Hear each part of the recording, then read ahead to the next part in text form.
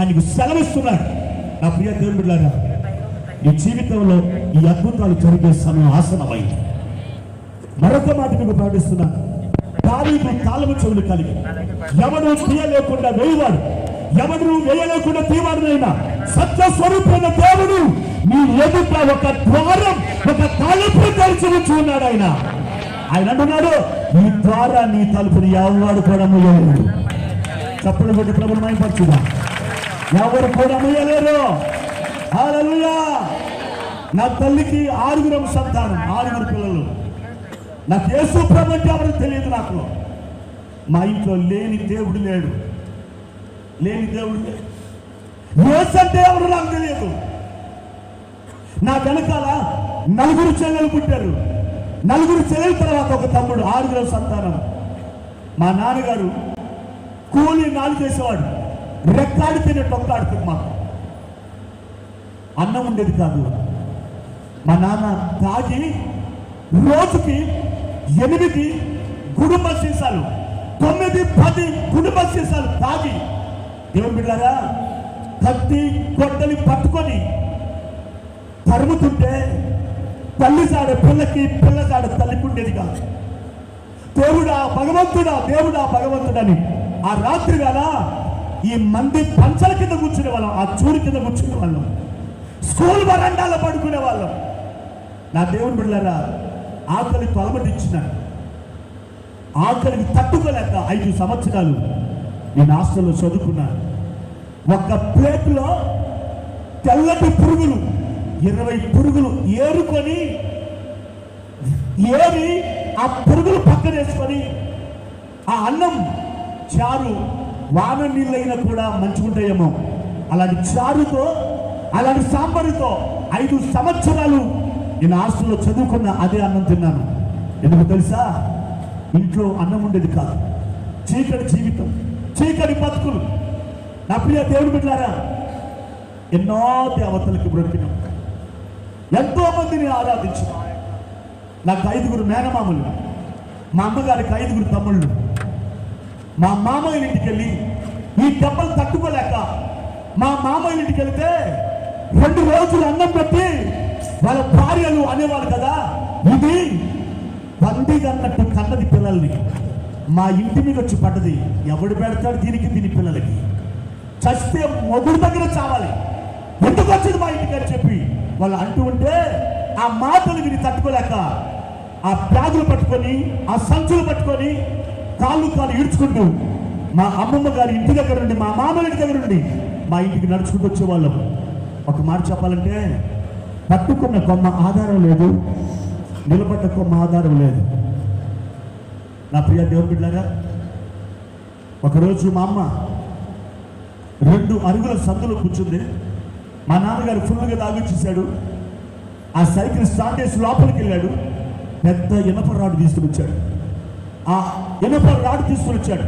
వెనకాల వచ్చి వెంట్రుకలు పట్టుకొని ఆ వెంట్రుకలు పడేసి కింద పడేసి ఆ ఇనుప రాడుతో ఈ తల మోది కొట్టి పడేశాడు. రక్తం అడుగులో ముఖమంతా పగిలిపోయింది.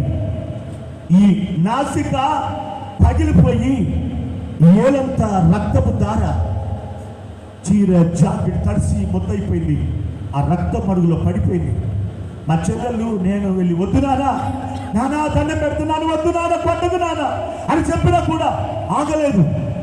మా చెల్లెల ఆ చుట్టు పట్టుకొని ఈ మోచేతితో బుద్ధి కింద పడేసినాడు. క్రీస్తునందు నా ప్రియమైన దేవుని బిడ్డలారా, మా జీవితం నరకప్రాయం. ఒక్కరోజు కాదు, 11 సంవత్సరాల నరకం. 11 సంవత్సరాలు రెక్కాడుతుంది, నొక్కాడుతుంది.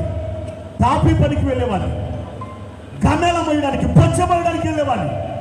నా దేవుని బిడ్డలారా, ఇంట్లో శాంతి లేదు, సమాధానం లేదు.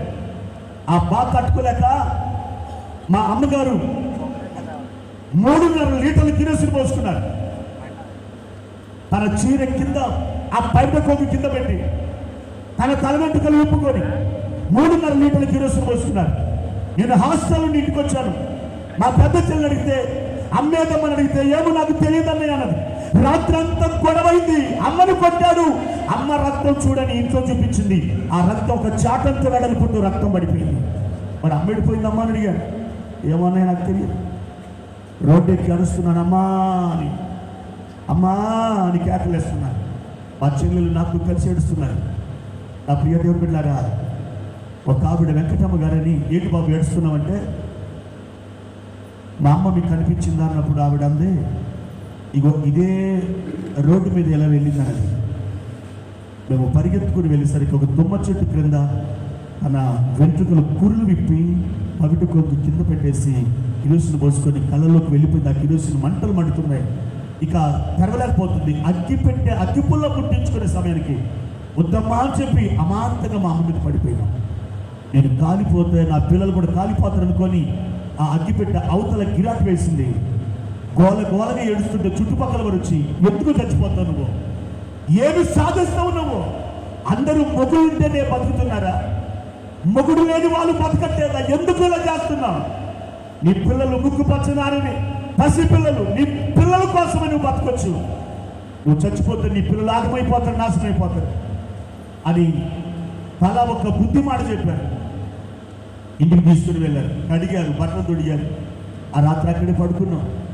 ఆ ప్రియ దేవుని బిడ్డలారా, అలాంటి సమయంలో ఎందుకు ఈ జీవితం, బతకాలని ఆశ ఉంది కానీ బతకడానికి పరిస్థితులు ఒప్పుకోవట్లేదు. ఎందుకు బతుకుతారు, చచ్చిపోండి అని చెప్పి పరిస్థితులు మమ్మల్ని ఒత్తిడి చేస్తున్నాయి. ఎందుకు బతుకుతున్నారు, చావండి అని పరిస్థితులు మమ్మల్ని బలవంతం చేస్తున్నాయి. ఒకసారి 3 రోజులు అన్నం లేదండి. 3వ రోజున పరిగడుపున నీళ్లు తాగి ఒక టవల్ తీసుకొని తాపి పనికి వెళ్ళాను. కూలిగా లేబర్గా వెళ్ళాను.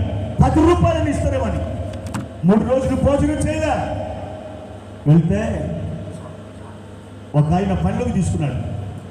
వరుసకు పెదనాన్న అవుతాడు, సింగరేణి కాలరీస్లో ఎంప్లాయ్. నా ప్రియ దేవుని బిడ్డలారా, మధ్యాహ్నం దాకా ఆ ఎండలో పనిచేసే నేను పెద్ద ఆ బేస్మెంట్ రాళ్ళు ఆ మేస్త్రి గారు ఎత్తుకొని రారా, ఈ బేస్మెంట్ కట్టాలని చెప్పాడు. సరే మేస్త్రి గారు అని చెప్పి నేను ఆ బేస్మెంట్ రాళ్ళు, చాలా బలమైన రాళ్ళు, నేను ఎత్తుకొని వస్తున్నా. మధ్యాహ్నం అయింది, 1 గంట. ఎవరింటికి వారు వెళ్ళారు పని దిగి భోజనం కోసం. భోజనం చేయడానికి ఇంటికి వెళ్దాం అనుకుంటే నా ఇంట్లో భోజనం లేదు.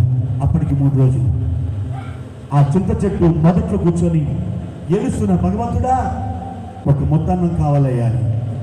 అయితే నా అర్థనాదం వినే వారు ఎవరు లేరు.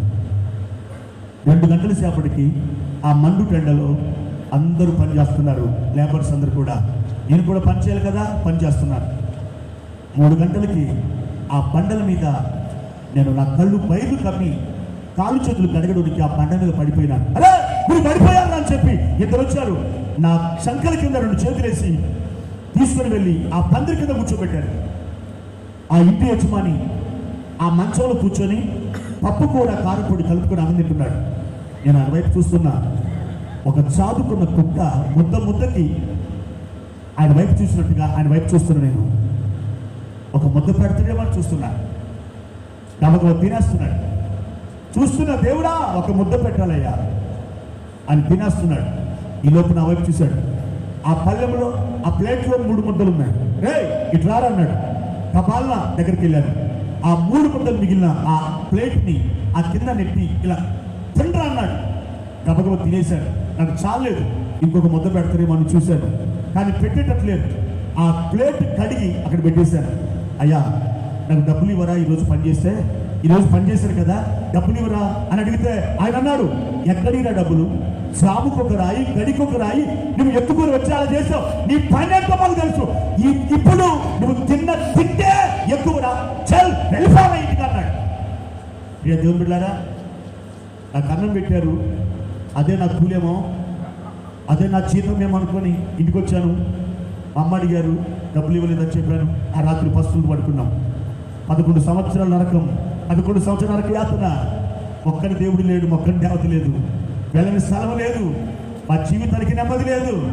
అలాంటి సమయంలో 12 మందు తాగి చనిపోదాం అనుకున్న పాయసం తీసుకొని మా అమ్మగారు తనకు తెలిసిన రైతు దగ్గరికి వెళ్ళి ఒక మందు డబ్బా కోసం, పాయసం కోసం ఏదైనా ఒక అబద్ధం ఆడి, ఇదిగో ఇంట్లో చిక్కుడు తీగ ఉంది, దానికి పురుగు పట్టింది అన్నయ్య, ఏదైనా మందు తీయవా, ఆ పురుగు చచ్చిపోవడానికి, ఈ చిక్కుడు తీగ ఫలించడానికి, చాలా కాయలు కాయడానికి ఆ మందు చల్లాలి, మందు ఇవ్వవా